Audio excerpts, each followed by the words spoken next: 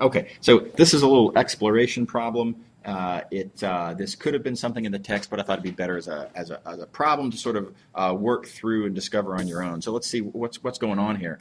We've got a parametric curve in R3. So a parametric curve in R3 we represent by a function like this as a parametric curve in R3. And we also have this differentiable function f from R3 to R1. So we have some function evaluated in R3, but that's a real valued function. So we actually have here a composition of functions. The parametric curve as a function of time gives you position, and then as a function of position you can evaluate and get some other thing. I guess we didn't really name this. I'll just call it f. That's a little awkward, but I'm going to do it anyway. So we've got a composition here. And the problem says use the chain rule to find a formula for df dt. So I want to take the derivative of these outputs with respect to this input, and so I can say that the Jacobian of this composition is the Jacobian of f times the Jacobian of x prime. But wait a second. The composition of these two things is just a single variable function. It's got one number in, it's got one number out. So this is a matrix consisting of all the derivatives of these variables with respect to all of these variables. In other words, it's just the derivative of this with respect to that. This is literally df dt. Right, so I've got some curve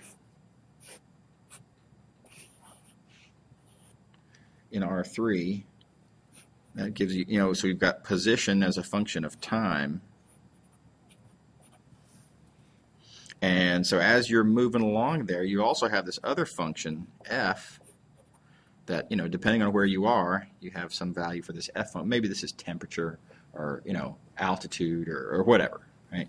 And so as you're moving along, that's going to change. And the composition is just, it's just f as a function of t, and how fast, when this, per unit change in that, how much does that change? It's just literally the single variable derivative.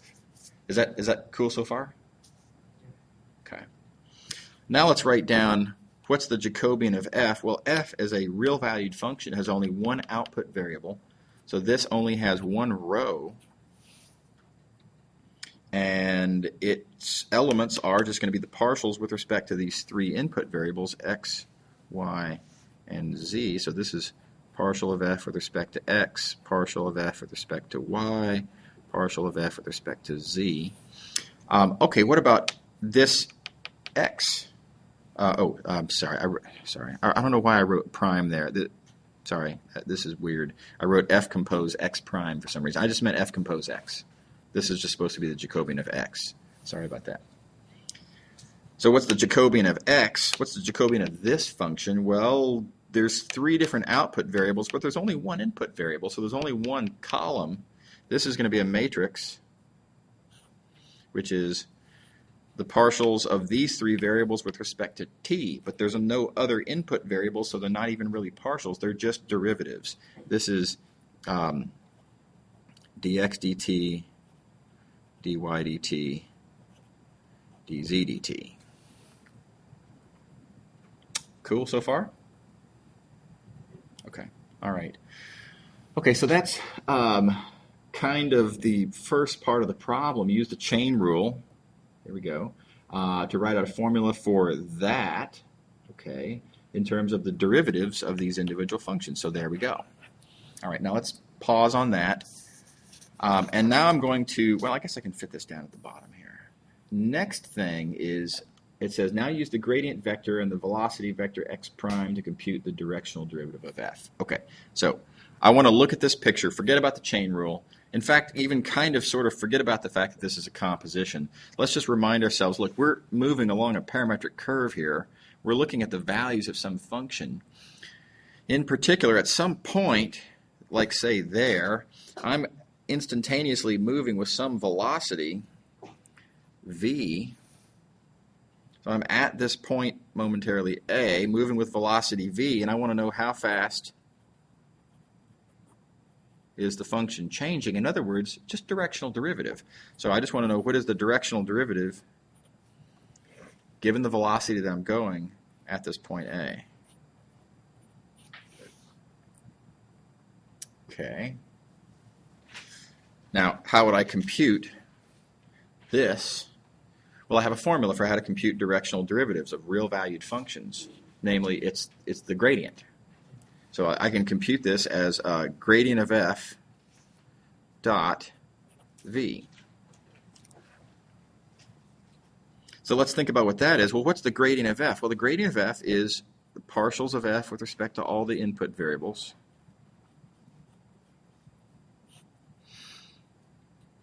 And what's v? V is my velocity.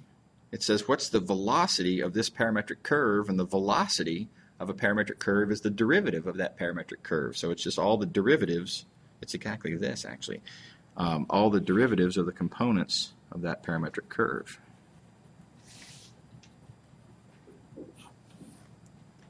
So I've computed df dt now two different ways. On the one hand, I computed df dt with the chain rule, viewing it as a composition of functions, you know, sort of like this, and I got this expression.